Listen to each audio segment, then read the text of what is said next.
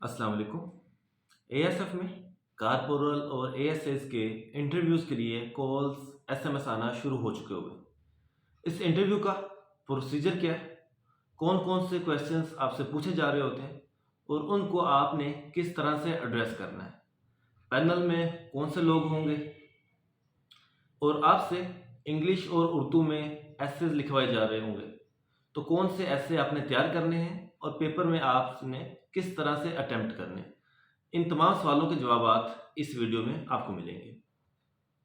सबसे पहले जब आप इंटरव्यू के लिए जाते हैं, तो वो आपको एग्ज़ाम हॉल में लेके जाएँगे, जहाँ पे आपको इंग्लिश और उर्दू में 2 एसेज़ अटेम्प्ट करना होगा, जिसका टोटल टाइम आपको 20 से 25 मिनट दिया जाएगा और मैट्रिक एफएससी लेवल के आपसे एसेज़ पूछे जा रहे होते हैं, जिसमें simple, patriotism, terrorism, favourite personality, my hobby, इसी तरह social media, best friend, best teacher, fashion, policeman, police, ये तकरीबन 30 एसेज के लिस्ट है जो हम आपसे डिस्क्रिप्शन में शेयर कर देंगे। इसी तरह अगर उर्दू एसेज की बात की जाए तो उर्दू में आपसे नज़्म ज़ब्त, सीरतुन नबी, मेरा गाँव, तलीम नस्वा एटसेट्रा, तो तकरीबन 15 उर्दू एसेज हैं। उन्हीं में से आपसे अक्सर पूछा जा रहा होता है, तो ये कंप्लीट लिस्ट आपसे डिस्क्रिप्शन बॉक्स में शेयर कर दी जाएगी। तो इसको एक दफ़ा ज़रूर तैयार कर लें, तो इंशाल्लाह उसी में से पूछ लिया जाएगा। देन फिर आपको ओरल इंटरव्यू की तरफ लेके जाते हैं। ओरल इंटरव्यू में सबसे पहले आपका इंट्रोडक्शन होता है। उसमें आप अपना इंट्रोडक्शन करवाते हैं, अपनी डिग्रीज़ के बारे में बताते हैं, अपनी डिस्ट्रिक्ट प्रोफाइल के बारे में बताते हैं। आपके इंट्रोडक्शन के बाद जो कुछ आपने इंट्रोडक्शन में बताया उससे मुतालिक भी वो आपसे सवाल कर रहा होगा। उसके बाद फिर वो आपसे आपकी फैमिली के बारे में पूछेगा, आपके हॉबी के बारे में पूछ रहा होगा, आपकी पास्ट एक्टिविटीज़ के बारे में पूछेगा कि आपने अभी तक क्या कुछ पढ़ा, क्या कुछ किया। आपकी डिग्री के दौरान जो आपने सब्जेक्ट्स पढ़े, उनके बारे में क्वेश्चंस कर रहा होगा। इसके अलावा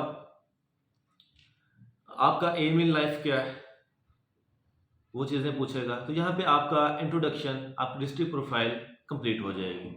देन वो आपको आपके सब्जेक्ट्स पे ले जाएगा। आपके सब्जेक्ट्स कंप्लीट होने के बाद आपको वो जनरल नॉलेज पे लेके जाएगा। जनरल नॉलेज में वो आपसे पाकिस्तान की हिस्ट्री, पाकिस्तान की ज्योग्राफी, वर्ल्ड ज्योग्राफी या ओवरऑल करंट अफेयर्स के बारे में पूछ रहा होता है। तो इन चीज़ों को आपने लाजमी इन डिटेल देखना है। तो ये तो चीज़ें हो गई जनरल। देन वो आपको ले जाएगा डिपार्टमेंट पे कि आप डिपार्टमेंट क्यों ज्वाइन करना चाहते हैं या फिर आपको ही हम क्यों सिलेक्ट करें। तो ये दोनों सबसे क्रिटिकल क्वेश्चंस हैं जिनके बारे में आपसे पूछा जाता है और आपकी जो सिलेक्शन है वो अक्सर इन्हीं पे डिपेंड कर रही होती है। यहीं पे वो आपकी वीकनेस और स्ट्रेंथ भी पूछ सकते हैं। इसके अलावा डिपार्टमेंट में जो आपकी जॉब है कारपोरल या एएसआई की, उसकी जॉब डिस्क्रिप्शन क्या है, आपके ड्यूटी आवर्स क्या है, जो रैंक्स हैं एएसएफ के वो क्या है, एएसएफ किस मिनिस्ट्री के अंडर आती है। पहले मिनिस्ट्री ऑफ एविएशन में थी, यानी सिविल एविएशन अथॉरिटी के अंडर आती थी। अभी इसको करंटली मिनिस्ट्री ऑफ डिफेंस के अंडर कर दिया गया है। इसके अलावा पाकिस्तान में कितने एयरपोर्ट्स हैं, डोमेस्टिक एयरपोर्ट्स कितने हैं, इंटरनेशनल एयरपोर्ट्स कितने हैं, आपका जो डायरेक्टर जनरल है वो कौन है, डिप्टी डायरेक्टर जनरल कौन है। तो ये वो क्वेश्चंस हैं डिपार्टमेंट से रिलेटेड जो आपसे पूछे जा रहे होते हैं। अगर बात करें इंटरव्यू टिप्स की, तो पेपर में आपका जीके, आपका नॉलेज ऑलरेडी चेक हो चुका हुआ है। तो यहाँ पे जो कुछ आपसे पूछा जा रहा है वो आपका कॉन्फिडेंस चेक करने के लिए, आपकी डीलिंग चेक करने के लिए कि अगर आपको क्वेश्चन आता है तो आप किस तरह से जवाब देते हैं और अगर आपको क्वेश्चन नहीं आता तो आप किस तरह से जवाब करते हैं। ये तमाम चीज़ें वो आपकी चेक करना चाह रहे हैं। तो इसलिए मेन चीज़ आपका कॉन्फिडेंस है। क्वेश्चन आता है तो भी ज़रा सा वक्फा लें, टाइम लें, देन उसको आंसर करें। अगर जवाब नहीं आता कोई मसला नहीं, थोड़ा सा टाइम लें, टाइम लेने के बाद आंसर करें। यानी 15 से 20 सेकंड का टाइम अगर क्वेश्चन आपको आता है तो भी आपने लेंगे और आपको नहीं आता तो भी आप लेंगे, और नहीं आता सिंपली सॉरी करें। दूसरा, अगर आपने किसी सवाल का जवाब दे दिया वो आपने ठीक दिया, गलत दिया। कोशिश करें कि जो सवाल आता है उसका जवाब दें, जो नहीं आता उसको बिला वजह अंदाज़े ना लगाएँ। हाँ, कुछ ऐसे सवाल जिसमें वो आपके बारे में पूछ रहा है, आपकी पर्सनैलिटी के बारे में पूछ रहा है, तो उसमें फिर आपने जो सवाल या जो जवाब आपने दे दिया, उसको उस पे डट जाएँ। आपका कॉन्फिडेंस चेक हो रहा है। तो यहाँ पे जो जवाब आपने दे दिया एक दफ़ा, उस पे स्टिक रहें। वो आपको यकीनन काउंटर क्वेश्चंस कर रहे होंगे। आप जो भी अपनी स्ट्रेंथ बताएँगे, वो उसको काउंटर करने की कोशिश करेंगे कि स्ट्रेंथ का ये साइड इफ़ेक्ट है, ये इश्यूज़ हैं। जो आपकी वीकनेस आपने बताई, उसको हाइलाइट करने की कोशिश कर रहे होंगे। तो आपने इन तमाम चीज़ों से बचना है। किस तरह से कि जो आपने बता दिया, सोच समझ के बताएँ। जो क्वेश्चंस पूछे जा सकते हैं, हमने मैक्सिमम आपसे शेयर किए कि उसमें आपसे आपके बारे में पूछा जाएगा, आपके नाम के बारे में, उसकी हिस्ट्री आपसे पूछी जा सकती है। आपने अपना डिस्ट्रिक्ट बताया, तो आपकी डिस्ट्रिक्ट की प्रोफाइल आपसे पूछी जाएगी। आपने सब्जेक्ट्स बताए, तो उन तमाम सब्जेक्ट्स के बारे में पूछा जाएगा। आपने अपनी फैमिली के बारे में बताया, तो उसमें से वो आपसे क्वेश्चंस करेंगे।